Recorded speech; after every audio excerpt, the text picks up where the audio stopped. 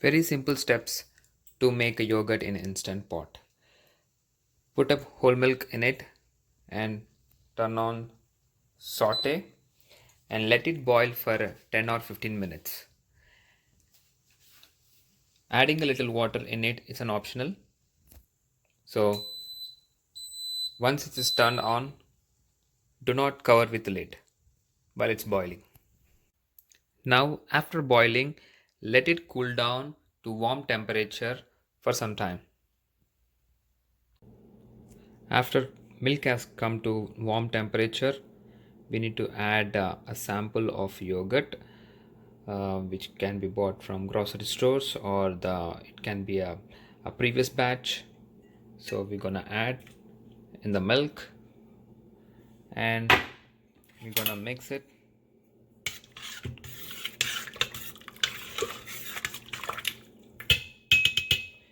And then close it with a lid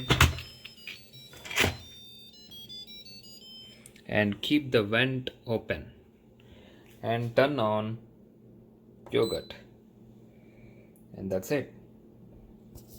It will be ready in 8 hours.